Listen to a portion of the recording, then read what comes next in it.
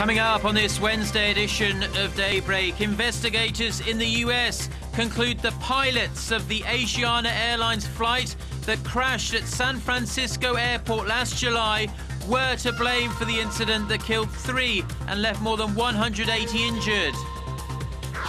President Park and her envisioned reform drive suffer another blow as her second Prime Minister nominee Moon Chang-guk bows out after mounting criticism over his controversial views on history.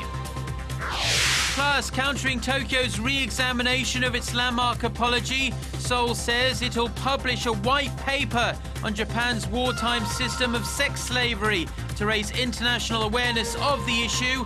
Officials from Korea and the US also discuss Tokyo's latest move. Daybreak begins now.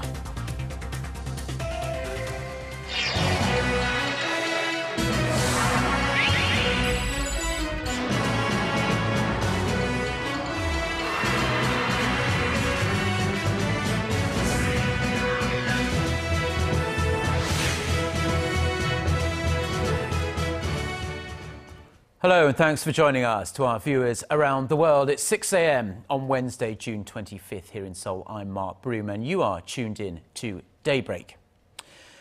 Our top story this morning, we've been waiting for almost a year to find out what went wrong and who was to blame for the crash of the Asiana Airlines Flight 214 at San Francisco International Airport. Well, now we know. The U.S. National Transportation Safety Board on Tuesday concluded that pilot misjudgment and an over-reliance on automated systems they didn't really understand were the main causes of last July's crash. It says the Boeing 777 came in too low and too slow in its landing approach as the trainee pilot, who lacked sufficient training, inadvertently shut off an automatic speed control system that might have prevented the accident. The plane hit a seawall, ripping off the tail and sending the fuselage skidding down the runway, as you can see the accident there. The crash on July 6th last year killed 3 people, 187 were injured, 49 seriously. Now, Moon Chang-guk decided to withdraw as Prime Minister nominee on Tuesday amid harsh criticism over his controversial views on history. He described it as a voluntary decision to help President Park, but it leaves her reform plans in complete disarray. Choi Yoo-sun reports. Another one of President Park's Prime Minister nominees has withdrawn before a confirmation hearing, dealing a heavy blow to the president's running of state affairs. I came to a conclusion that I would be helping President Park by stepping down at this point in time. Today, I'm resigning as the Prime Minister nominee. Tuesday's announcement was widely expected after President Park last week delayed a motion to Parliament for a confirmation hearing on the nominee. Moon Chang-guk drew heavy criticism from the public and the ruling and opposition parties for comments he made at his church a few years ago. Moon had said Japan's colonization of the Korean peninsula was part of God's plan to awaken the Korean people, and that he also divided the two Koreas to prevent communism from settling in the south. Before announcing his resignation, Moon, however, stood by his previous defense that his comments were distorted after broadcaster KBS only aired portions of them. Every individual enjoys freedom of religion. That is a precious basic right. What is wrong with what I said according to my religious beliefs before my nomination? To politicians on both sides of the aisle that demanded he withdraw, Moon said it is the parliament's duty to govern by law and not by public opinion. Following Moon's announcement, President Park expressed regret that the nominee has missed the chance of public judgment at a hearing. President Park's previous nominee An Dae-hee stepped down last month amid allegations he accepted privileges and high earnings in the private sector after retiring as a Supreme Court justice. Her first Prime Minister nominee named before she took office, Kim Yong-jun, resigned from allegations of real estate speculation and ethical lapses. Choi Yoo-sun, Arirang News. And as for the rest of President Park's cabinet, the presidential office has formally asked the National Assembly to hold hearings for 8 cabinet-level designates and the intelligence agency chief. But, as our Ji Myung-gil reports, the presidential office would like its pick for finance minister in office sooner rather than later. President Park Geun-hye approved the request for confirmation hearings for 8 newly nominated cabinet ministers on Tuesday, giving the National Assembly up to 20 days to conclude them. For the presidential office, confirmation can't come soon enough, particularly for Finance Minister nominee Choi Kyung-hwan. A leadership vacuum exists in the economic sector, and the government is worried about lost time, as the economy is gripped by fears of a double-dip recession amid slumping domestic demand. Korean consumers are increasingly reluctant to open their wallets, and businesses are shying away from massive investment. Experts say exports could falter if the strengthening of the Korean won continues unabated. The problems underscore the importance of having a finance minister in place, someone who can come up with an extra budget and influence monetary policies. Plans to reform the overall regulatory system, overhaul debt-ridden public enterprises, and boost domestic demand are likely to remain stalled until a new finance minister is installed. The presidential office of Cheongwade hopes that person is nominee Choi Kyung-hwan, whose close ties with the president stand to help him push through major policies. But his nomination remains in limbo due to differences among government agencies and a lack of cooperation from the National Assembly. Ji Myung-gil, Arirang News. Now, Korea-Japan relations have slumped to a new low in recent days. Korea has been criticizing Japan's one-sided decision to reveal documents related to the review of its landmark apology for wartime sex slavery. Now, Seoul says the move goes against standard diplomatic practice, and this comes while international anger is growing over the Abe administration's efforts to undermine the so-called Kono statement. Yulian reports. Seoul says Tokyo's re-examination of the 1993 Kono Statement, which is its first official acknowledgement of its use of sexual slavery during World War II, is an incomprehensible act. When Japan announced its review of the statement, it also disclosed related documents. Foreign Ministry spokesperson No Kang-il expressed strong disapproval of the act, saying that Japan's unilateral decision to disclose such documents is against standard diplomatic practice.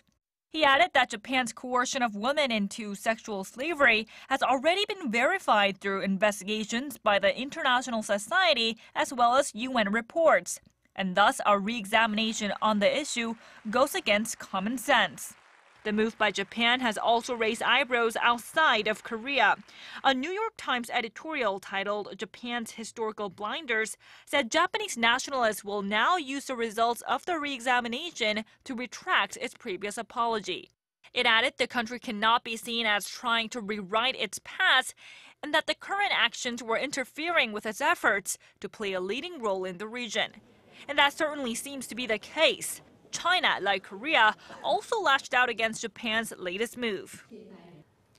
Japan's alleged investigation exposes its true intentions of refusing to face up to history. It's even attempting to whitewash or deny the true intentions of its crimes of invasion. Historians say up to 200,000 women, mostly from Korea and China, were forced to serve in military brothels during World War II.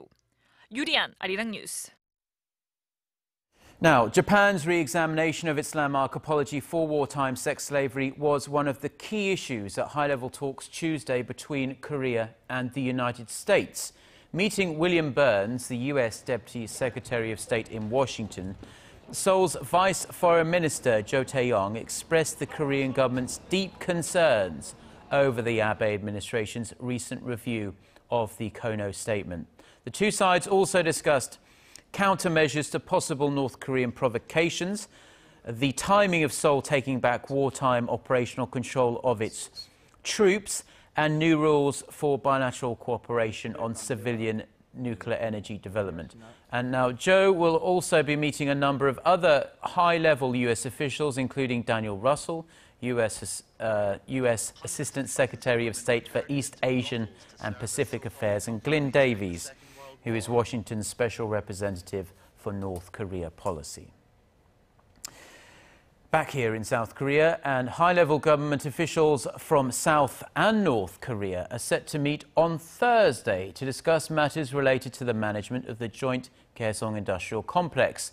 South Korea's Unification Ministry said on Tuesday that North Korea had agreed to a proposal to restart these talks, and they'll be the first time the joint committee in charge of running the park meets since December of last year. And this was when inter-Korean relations soured to a low point amid joint South Korea-US military drills. Now, a number of issues will be up for discussion on Thursday, including the installment of internet services and an electronic access control system.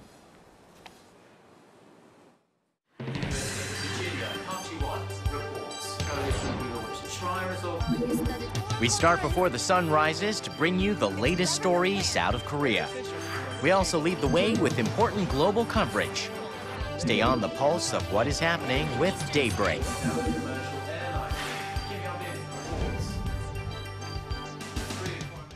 Now, in some economic news, Korea was 13th in the world in terms of fund asset size in the fourth quarter of last year. This despite market volatility due to the tapering of stimulus measures in the United States. The Korea Financial Investment Association said on Tuesday that the nation's combined net asset value of stock and bond funds came to $285 billion at the end of last year.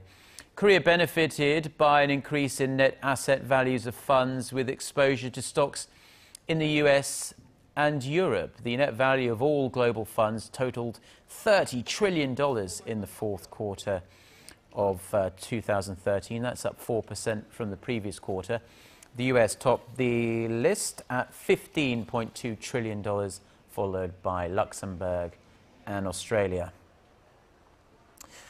Now, you might be wondering how Koreans feel about the rise of China as not only an economic power, but a military one. Well, a new poll suggests that many feel threatened, although perceptions about the origin of the threat appear to be shifting. In a survey of 1,000 people conducted by the Asan Institute for Policy Studies, more than two-thirds of respondents said they felt threatened by China's military expansion.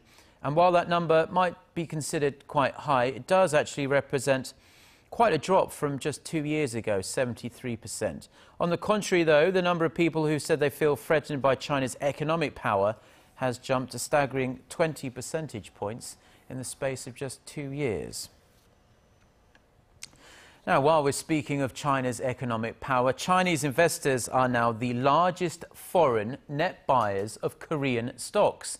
They've bought some $1.4 billion worth of Korean equities over a period of just 6 months since December of last year, this according to a local securities company.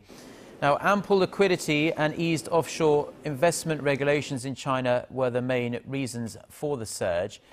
And the local securities firm forecasts that more Chinese money will continue flowing into Korea as the mainland market remains stagnant. This is in China due to strict financial regulations. Now, the Korean government is always trying to do lots of things, take lots of measures to tackle the country's extremely low birth rate. Well, new stats from the month of May show, in fact, that the number of children in the country has shrunk to a new low. Now, Connie Kim reports on how the government's measures may not be working effectively at all. The number of children born in Korea has dropped to a 42-year low. The public administration said Tuesday that there were 7.4 million children in the nation last month, the lowest level recorded since 1972. The ministry warned that if this trend continues, the total population will begin to dip in about 15 years as children today mature to marriage age. The total population is forecast to peak at 52.2 million in 2030 and then begin to decline. It's something that would no doubt have an effect on the Korean economy. For instance, schools will be forced to undergo personal restructuring, and there will be a shortage in national defense resources as fewer people will be enlisted. It will also lead to fewer people in the labor market and an aging of the labor force. Overall, domestic demand will be unstable. Senior citizens aged 65 and over now make up about 12% of the total population, but the number will rise considerably over the coming years. And while the total number of children currently exceeds that of senior citizens in the nation, that will change by the year 2017. Connie Kim, Arirang News.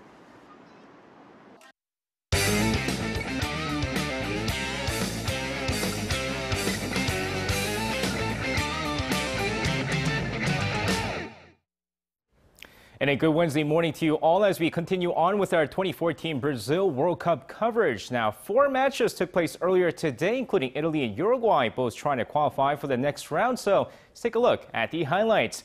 Of course, going into the game here, now both nations neck and neck throughout the first half as both teams go into the second half tied 0-0. But the 59th minute, Claudia Marchisco with the red card leaves Italy with just 10 men. Then a bit of a controversy as Luis Suarez goes biting his opponents once again, where he apparently bit Giorgio Chiellini in the shoulder, but no call. And the 81st minute, Diego Godin scores the lone goal, giving Uruguay the 1-0 win as Uruguay goes through the next round.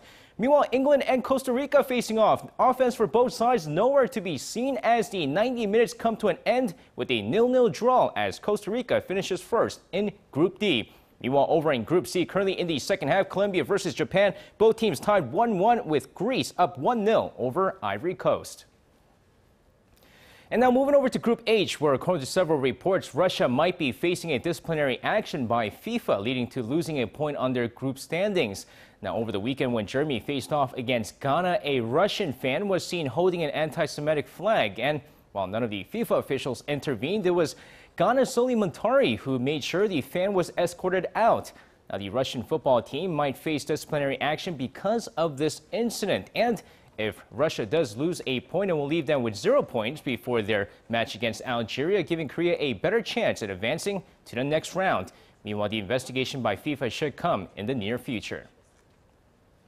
And now finishing things off and staying in Group H, Belgium, who's already got their ticket to the round of 16, plans to take it lightly against Korea in their final group stage match.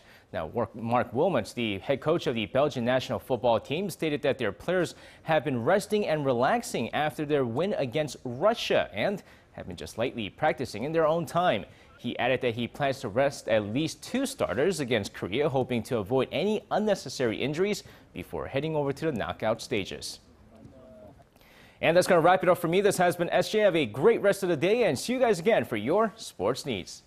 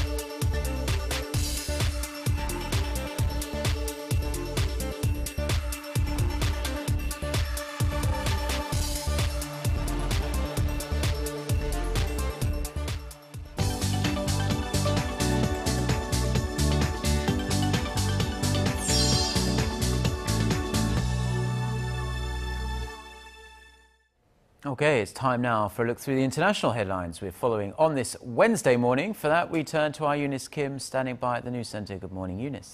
Good morning, Mark. The idea of a divided Iraq along sectarian lines is emerging as an alternative to America's push for a stronger coalition government. This as the country's top Kurdish leader told visiting Secretary of State John Kerry Tuesday that the Sunni insurgency has already created a new reality and a new Iraq. Kwon So-ah reports.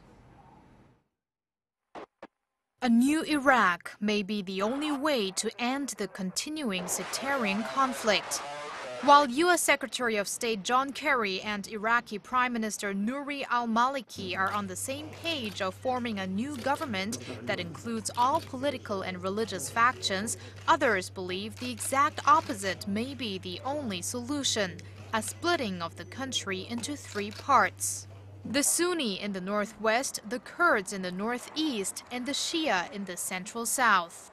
Kurdish President Masoud Barzani, who met with Kerry on Tuesday, says Iraq is already falling apart. In an earlier interview with CNN, he said, quote, "Everything is collapsing, the army, the troops, the police." For the long-sought goal of Kurdish independence, Barzani said he plans to push for a referendum to break away from the Iraqi central government. This is the first time a high-ranking person has made this kind of suggestion officially. But this was an idea proposed by U.S. Vice President Joe Biden 8 years ago, when he was a senator gearing up for a presidential campaign. He said a division of Shiites, Sunnis, and Kurds could end the sectarian crisis. Kirkuk Provincial Governor Najm al-Din Karim told AFP that Biden's idea was regarded as ruining Iraq, but now it even seems to be the only way out. It remains to be seen whether an inclusive government will be set up by July 1st, but there are concerns that this won't solve the sectarian problems. That's why the scenario of Iraqi factions going separate ways is gaining more attention. Kwon So-ah, Arirang News. A local vigilante leader in Nigeria says Boko Haram abducted 91 more people in weekend raids, among them toddlers and more than 60 women and girls. Aji Khalil said the militants shot dead 4 villagers who tried to escape. A local senior counselor confirmed the report, citing elderly survivors of the attack. The latest strike comes as more than 200 schoolgirls remain missing since being kidnapped in April from their dormitories in Chibok of Borno State. A rescue effort is at an impasse. Nigeria's military says it is abstaining from striking in fear of the safety of the girls, while President Goodluck Jonathan has rejected a swap deal proposed by Boko Haram. Ukraine's military says pro-Russian rebels shot down one of its helicopters, killing all 9 servicemen on board on Tuesday. In response, the country's president, Petro Poroshenko, warned he could cancel the week-long ceasefire, taking into account its constant violation by the rebels controlled from abroad. Rebel forces had agreed to observe the truce one day before. Meanwhile, Russia's President Vladimir Putin expressed his hopes that the ceasefire would be extended beyond the upcoming Friday for substantive talks with the separatists from the mostly Russian-speaking East. And amid an intense debate in France over euthanasia, a top administrative court has authorized ending life support for a man in a vegetative state. 38-year-old Vincent Lambert had been comatose since a motorcycle accident in September 2008, splitting his family on his fate. The state council ruled that doctors should be allowed to end medical support for the man, saying it was in line with a 2005 law that allowed passive euthanasia, or withholding treatment required to sustain life. Lambert's parents and 2 of his 8 siblings will take the case to the European Court of Human Rights.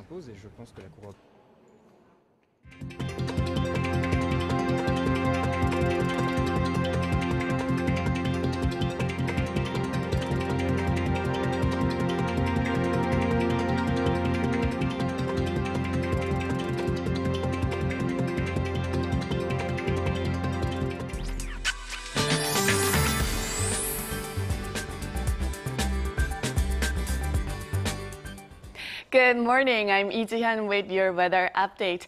Well, finally we'll get some relief from the rain today, and daytime highs will be 2 to 3 degrees higher than yesterday, soaring to 30 degrees Celsius across the regions. We have a hot and humid day ahead of us, so dress lighter today, and again, we won't need to carry out an umbrella. And as we can see, there are hardly any clouds hanging over the peninsula. It's looking absolutely clear, and it should remain this sunny throughout the day. So today should be a good day to do a laundry if you haven't gotten to do it due to a wet weather. It should dry out easier than past few days. In fact, sun will be quite strong, that the UV level will be relatively higher than usual. So please gear up with sun protection items such as sunglasses, hats, or sunblock before heading out. With that in mind, let's take a closer look at the readings for today.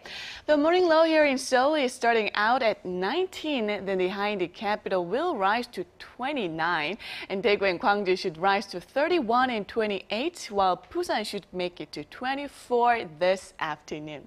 Now let's see how other regions are looking. It looks like down on Jeju should see a high of 24. Daejeon and Dokdo will reach 29 and 22 respectively, while Mount Keungang hikes to 19. Well, that's all I have for you at this hour. Hope you have a wonderful day, and I will be back with more updates after 10. Thank you very much, Jion, for the weather. And those are the stories we have for you at this hour. But don't worry, because Korea Today is coming up in about half an hour's time with plenty more news. And we'll be back at the same time tomorrow. Until then, goodbye.